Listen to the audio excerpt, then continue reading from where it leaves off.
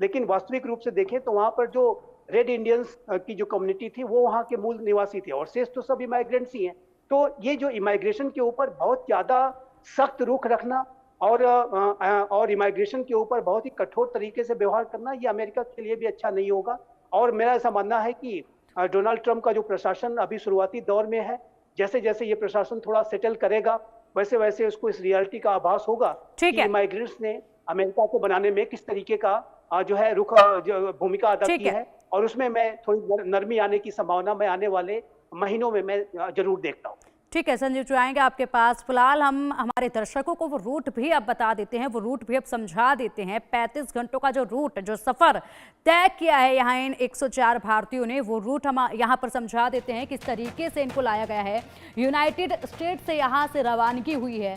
United states के बाद Mexico, Mexico के बाद यहाँ पर ग्वाटेमाला, मैक्सिको के बाद ग्वाटेमाला पहुँचे हैं। उसके बाद यहाँ पर निकारागुआ पहुँचे हैं। निकारागुआ के बाद जो अगला इनका स्टेशन था वो था पनामा के बाद कोलंबिया पहुंचे हैं। कोलंबिया के बाद इक्वाडोर पहुंचे हैं और उसके बाद यहां से सीधा भारत आए हैं।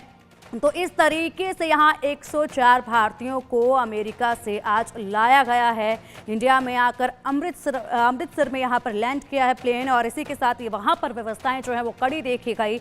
जहाँ पर तस्वीरें खासी निकलकर जब सामने आई, इनको लेकर जब पहुँचे थे, ऐसे में दास्तां भी जो है वो कई सुनी गई हैं। अब ये पूरा रूट है, 35 घंटों का ये सफ़र था। और अब चलिए रुक करेंगे हमारे खास मेहमानों का, जो कि लगातार महत्वपूर्ण जानकारियां दे रहे हैं। चर्चा लगातार जारी है।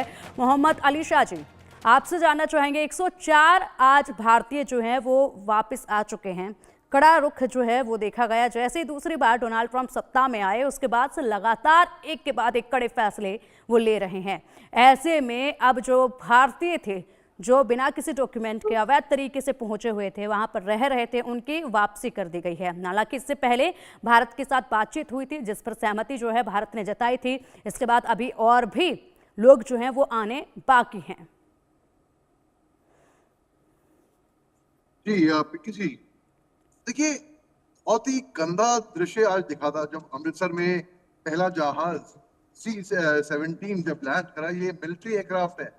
इसकी जो खर्चा होता है इसके ऊपर, ये चार्टर्ड फ्लाइट से भी 5 गुना ज्यादा, तकरीबन मान लीजिए 1 घंटे की फ्लाइट तकरीबन 25 लाख रुपए पर पैसेंजर मान लीजिए, तकरीबन मोटे मोटे तौर पे। और अगर 12 घंटे लगा दी तो आप सोचिए कितना खर्चा हुआ होगा। और खर्चा अलग, इसके अलावा हैंड कफ करके, क्या क्यों क्यों भाई कोई गुनहगार है क्या है? बहुत ही दिल दुखा देख के कि हमारे हिंदुस्तानियों के साथ ऐसा ईगल इमिग्रेंट बोलकर ऐसा सलूक किया गया। ये कोई अच्छी बात नहीं है, ये कोई खराब बात है बिल्कुल। अब देखिए, क्या वो असल में इलीगल इमिग्रेंट्स थे या वो के प्रॉब्लम क्या थी? तो ये देखना है कि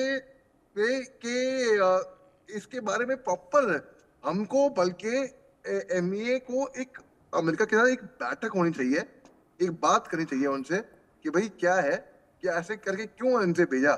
क्योंकि ये मंजूर नहीं है। मेरे को बहुत दिल दुखा मेरा देख करके, चाहे पंजाब हो, हरियाणा हो, कहीं के भी लोग हो, हमारे हिंदुस्तानियों के साथ ऐसा सलूक किया गया है, वो भी विदेश में, अमेरिका से। और आज की तारीख में अमेरिका को बहुत जरूरत है हिंदुस्तान की, जितना हिंदुस्तान को जरूरत नहीं है अमेरिका की, अमेरिका को जरूरत है हिंदुस्तान की।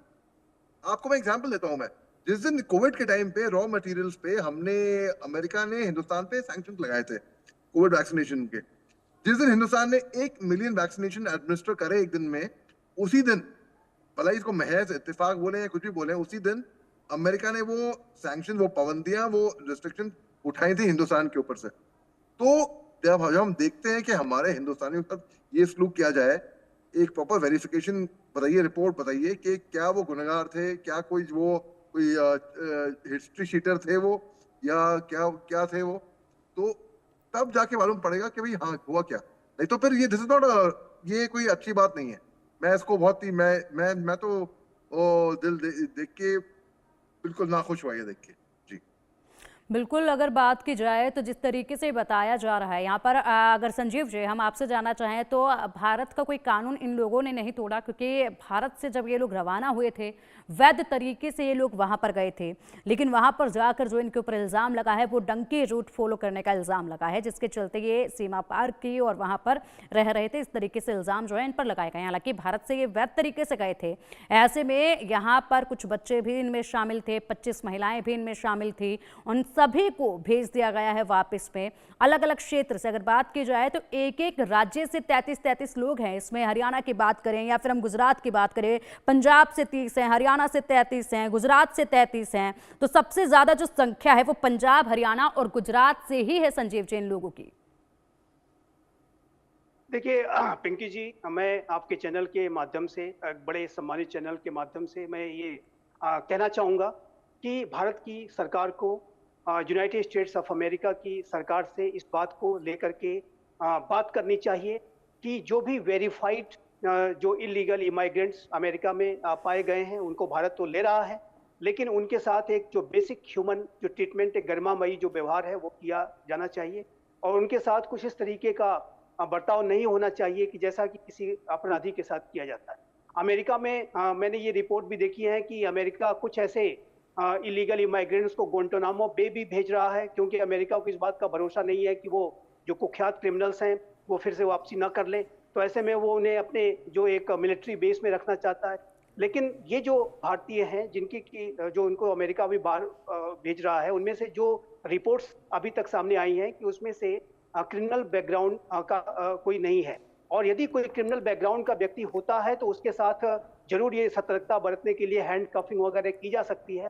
लेकिन जो व्यक्ति क्रिमिनल बैकग्राउंड का नहीं है, जो किसी साजिश का शिकार होकर के तमाम जो ट्रेवल एजेंट्स की साजिशों का शिकार होकर उनके द्वारा एक्सप्लॉइट होकर के अपने जीवन का और पूरे परिवार का 40-50 लाख रुपए, जैसा कि जो रिपोर्ट्स आती हैं कि कम से कम ये खर्च करते हैं और अपने पूरे जीवन को दांव में लगाते हुए वहां प्रवेश करने की कोशिश करते हैं, और कई तो उसमें बड़ी संख्या में लोग उसमें मारे भी जाते हैं। तो ये जो बड़ी साजिश का शिकार हुए जो लोग हैं, जिन्होंने सब कुछ पहले गंवा रखा है, उनके साथ यदि इस तरीके का किया जाएगा कि उनकी हैंड कफिंग वगैरह की जाएगी, जबकि उनका कोई ऐसा व्यवहार नहीं रहा है कि उन्होंने कोई क्रिमिनल एक्टिविटी की है, तो उनके साथ एक गरिमामयी व्यवहार अमेरिका करे, और भारत इस बात की अपेक्षा करेगा। भारत और अमेरिका की जो स्ट्रेटेजिक पार्टनरशिप है, बिल्कुल संजीव जी, अभी तो 104, बिल्कुल संजीव जी, अभी तो 104 यहाँ पर भारतीयों को वापस भेजा गया है, जिसमें बच्चे भी शामिल थे, महिलाएं भी शामिल थे। और ऐसे में हथकड़ी लगाने की जब बात आती है तो वाकई में निंदनीय है ये। और ऐसे में अभी और भी लोग जो हैं वो वापस आएंगे, तो उनके साथ शायद ये जो इस बार इन्होंने अपनाया है हथकड़ी लगाने का, हालांकि पहले ही कह दिया गया था कि किसी पर भी कोई भी यहाँ पर क्रिमिनल केस नहीं है, कोई भी ऐसे चीजों में इन्वॉल्व नहीं है, सबकी छवि साफ सुथरी है, लेकिन बावजूद इसके इस तरीके से कोई बनती नहीं है, इस तरीके से कानून भी नहीं है जिसके जरिए उन्होंने ये किया हो। और ऐसे में इस पर शायद भारत को एक कड़ा रुख जो है वो रखना चाहिए, क्योंकि अब जो अगला जत्था आएगा भारतीयों का उस वक्त पर ऐसा ना हो। अलीशा जी क्या कहेंगे इस पर आप? देखिए, आपको मैं एग्जांपल देता हूं मैं कि आप हथकड़ी क्यों लगाते हो, जिसको लगाते हो क्योंकि भाग ना जाए ना इंसान। अगर भागेगा तो हथकड़ी से वो रिस्ट्रिक्ट हो जाएगी इसकी मूवमेंट। लॉजिक तो यही है। हथकड़ी लगा के क्या मतलब? अगर बेइज्जती करनी है, इधर उतारनी है, ह्यूमिलेट करना है तो वो बात अलग है। आप हथकड़ी लगा रहे हैं जिनके ऊपर कोई क्रिमिनल केस ना हो, और आप बच्चे भी उसमें शामिल है, बाय द वे महिलाएं भी उसमें शामिल है, खवातीन, आप हथकड़ी लगा के भेज रहे हो। आई मीन, और वो भी किस में? C-17 ग्लोमास्टर, ये ट्रांसपोर्ट जहाज होता है मिलिट्री का, इतना ज्यादा खर्चा होता है, नॉर्मल उसमें नहीं। तो आप दिखाने की कोशिश कर रहे हो, आप एक मैसेज भी दे रहे हो कि I am very serious about it. आप ये नहीं देख रहे कि दुनिया में आपकी जगह सही होएगी। पर डोनाल्ड ट्रंप साहब जो सत्ता में आए हैं, हमने चेयर भी किया, हमारे हिंदुस्तान के दोस्त भी हैं, ठीक है, और ये क्या तरीका हुआ? This is not good manners.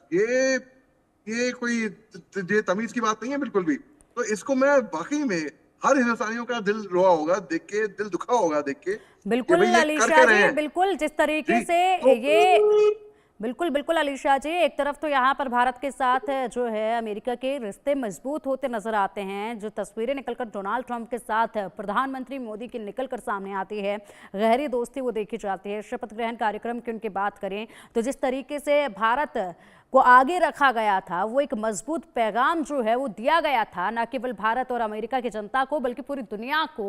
और ऐसे में उसके बाद अब ये एक तस्वीर निकलकर सामने आती है तो जाहिर सी बात है सवाल कई खड़े होते हैं। ऐसे में भारत को भी इस पर रुख जो है वो रखना चाहिए। संजीव जी, किस तरीके से भारत को इस पर अपना रुख रखना चाहिए, क्योंकि अगर इनके ऊपर कोई इनकी छवि बिल्कुल साफ है, कोई क्रिमिनल एक्ट इन पर नहीं है, कोई वहां से पर इन्होंने कोई गुनाह नहीं किया है, पूरी तरीके से बाकायदा इज्जत के साथ इन्हें भारत में वापसी करनी चाहिए। भारत पहले ही सहमति जता चुका था, उसके बाद इस तरीके से अगर किया गया तो क्या कदम भारत को उठाना चाहिए? देखिए, भारत को इसके बारे में अमेरिका के प्रशासन से, ट्रंप के प्रशासन से बातचीत करनी चाहिए और इस पर अपनी कड़ी आपत्ति दर्ज करानी चाहिए। और जाहिर है कि इस तरीके का जो एक बेसिक ह्यूमन जो ट्रीटमेंट है, जो किसी भी एक सामान्य व्यक्ति को दिया जाना अपेक्षित है, वो अमेरिका को देना चाहिए। अमेरिका जो अपने आप को कहता है कि वो विश्व का सबसे पुराना लोकतंत्र है, और वो जब भारत के साथ दोस्ती की बातें करता है तो वो कहता है कि दो विश्व के सबसे बड़े लोकतांत्रिक राष्ट्रों के बीच के ये संबंध हैं और ये स्ट्रेटेजिक पार्टनरशिप हमारे साझा लोकतांत्रिक मूल्यों की है। तो साझा लोकतांत्रिक मूल्यों का तो आधार है कि वहाँ की जो जनता है उनके साथ एक गरिमामयी व्यवहार किया जाए, एक दूसरे की देश एक दूसरे की जनता के साथ गरिमामयी व्यवहार करे। यदि कोई अमेरिकन भारत में इस तरीके के किसी मामले में अवैध तरीके से यहाँ पर पाया जाता है तो क्या भारत उन्हें हैंडकफ करके भेजेगा? मुझे तो नहीं लगता कि भारत इस तरीके का ट्रीटमेंट किसी अमेरिकी नागरिक को देगा। तो अमेरिका को भी इन संबंधों की महत्ता को जानते हुए और इस बात को समझते हुए कि ये जो पार्टनरशिप का रिलेशनशिप है और ये एक समान लेवल पर ही हो सकती है, और भारत भी अपने आप में एक बड़ी महाशक्ति है। यूनाइटेड स्टेट्स ऑफ अमेरिका यदि विश्व का सबसे पुराना लोकतंत्र वो कहता है तो भारत विश्व का सबसे बड़ा लोकतांत्रिक राष्ट्र है। और ऐसे में बिल्कुल संजीव जी, बिल्कुल जो गरिमा है उसी तभी बनी रह सकती है कि जब वहां के भारत के नागरिकों के साथ एक मानवीय और सम्माननीय तरीके का व्यवहार अमेरिका करके दिखाए। बिल्कुल। और इस संदर्भ में भारत की सरकार को अमेरिका की सरकार से निसंदेह बात करनी चाहिए। बिल्कुल संजीव जी, अमेरिका भारत के साथ जिस तरीके से संबंध अपने दिखाता है, दोस्ती जिस तरीके से दिखाता है, उसको निभाना भी चाहिए और उम्मीद करते हैं कि इस पर भारत भी अपना स्टैंड जरूर रखेगा और उसके बाद आगे जब दूसरा जत्था यहाँ पर पहुंचेगा तो उनके साथ ऐसा व्यवहार नहीं किया जाएगा। फिलहाल बहुत शुक्रिया संजीव जी आपका इंडिया न्यूज़ के साथ जुड़ने के लिए। मोहम्मद अलीशा जी आपका भी बहुत शुक्रिया इंडिया न्यूज़ के साथ जुड़ने के लिए, इस चर्चा में भागीदार होने के लिए। बुलेटिन में अब रुकेंगे एक छोटे से ब्रेक के लिए। खबरों का सिलसिला लगातार जारी रहेगा, आप देखते रहिए इंडिया न्यूज़।